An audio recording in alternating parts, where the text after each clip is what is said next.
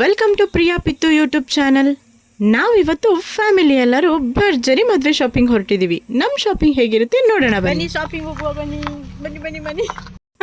ಎಲ್ಲರೂ ಒಂದೇ ಕಾರೊಳಗೆ ತುಂಬಿಕೊಂಡು ನಮ್ಮ ಪಯಣ ಶುರು ಮಾಡಿದ್ವಿ. ಊರಿಗೆ ಬಂದಿರೋರು ನೀರಿಗೆ ಬರದೇ ಇರ್ತಾರ ಅನ್ನೋ ಹಾಗೆ ದಾವಣಗೆರೆ ಬಂದವರು ಬೆಣ್ಣೆ ದೋಸೆ ತಿಂದ ಇರ್ತಾರ. ಹಾಗೆ ಎಲ್ಲರೂ ಬೆಣ್ಣೆ ದೋಸೆ ತಿನ್ಕೊಂಡು ಶಾಪಿಂಗ್ ಶುರು ಮಾಡೋಣ ಅಂತ ಬೆಣ್ಣೆ ದೋಸೆ ತಿನ್ನೋಕೆ ಬಂದ್ವಿ. ಎಲ್ಲರೂ ಒಂದೊಂದು ಬಿಸಿ ಬಿಸಿ ಬೆಣ್ಣೆ ದೋಸೆ ತಿಂದ್ಕೊಂಡು ಸ್ಟ್ರಾಂಗ್ ಆಗಿ ಆಟೋ ಹತ್ತಿದ್ವಿ. ಆಟೋದಲ್ಲಂತೂ ಕಾಮಿಡಿಯಾಗಿತ್ತು. ಹಾಗೆ ಮಾತಾಡಿಕೊಂಡು ಶಾಪಿಂಗ್ ಮಾಲ್ ಹತ್ರ ಬಂದ್ವಿ. ಶಾಪಿಂಗ್ ಮಾಲ್ ನೋಡ್ತಿದ್ದಂಗೆ ನಮ್ಮ ಆಂಟಿಯರು ಸೀರೆ ಬೇಟೆ ಮಾಡೋದನ್ನು ಶುರು ಮಾಡಿದರು. ಸೀರೆಗಳ ಮಹಾಸಾಗರನೇ ಇತ್ತು. ಯಾವುದು ತಗೊಳ್ಳೋದು ಯಾವುದು ಬಿಡೋದು ಅನ್ನೋ ಕನ್ಫ್ಯೂಷನ್ ಶುರುವಾಯಿತು. ನನ್ನ ಮಗ ಅಂತೂ ನಿಂತಿದ್ದ ಕಡೆ ನಿಲ್ಲದೆ ಇಡೀ ಶಾಪಿಂಗ್ ಮಾಲ್ ಓಡಾಡ್ತಿದ್ದ. ಸ್ಯಾರೀಸ್ ಕಲೆಕ್ಷನ್ ಕೂಡ ತುಂಬಾ ಚೆನ್ನಾಗಿತ್ತು.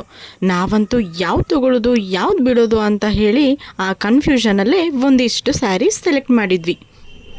ಈ ಸ್ಯಾರೀಸ್ಗಳನ್ನೆಲ್ಲ ಬಿಲ್ಲಿಂಗ್ ಕೌಂಟ್ರಿಗೆ ಕೊಟ್ಟು ನಾವು ಮೆನ್ಸ್ ಕಲೆಕ್ಷನ್ ಕಡೆ ಹೋದ್ವಿ. ಅಲ್ಲೊಂದಿಷ್ಟು ಶಾಪಿಂಗ್ ಮಾಡೋ ಅಷ್ಟೊತ್ತಿಗೆ ನಮಗೆಲ್ರಿಗೂ ಹೊಟ್ಟೆ ಹಸಿಯಕ್ಕೆ ಶುರುವಾಯಿತು. ಹಾಗೆ ಹೋಟ್ಲಿಗೆ ಹೋಗಿ ಪಾಲಕ್ ಪನ್ನೀರ್, ರೋಟಿ, mushroom Manchurian, paneer fried rice ಅಂತ ಚೆನ್ನಾಗಿ ಒಂದು ಬ್ಯಾಟಿಂಗ್ ಮುಗಿಸಿದ್ವಿ. ಬ್ಯಾಟಿಂಗ್ ಮುಗಿಸಿ ನೆಕ್ಸ್ಟ್ ಶಾಪಿಂಗ್ ಯಾವ ಕಡೆ ಅಂತ ಯೋಚನೆ ಮಾಡ್ತಾ ಇರುವಾಗ ಇವಾಗ ಲಗೇಜ್ ಹೊರಬೇಕಲ್ಲ ಅಂತ ಯೋಚನೆ ಮಾಡ್ತಿರುವಾಗನೇ ನಮ್ಮ ಮಾತೃಶ್ರೀಯವರು ಎಲ್ಲ ಲಗೇಜು ಹೊತ್ಕೊಂಡು ಹೊರಗೆ ವೆಯ್ಟ್ ಮಾಡ್ತಾ ಇದ್ರು.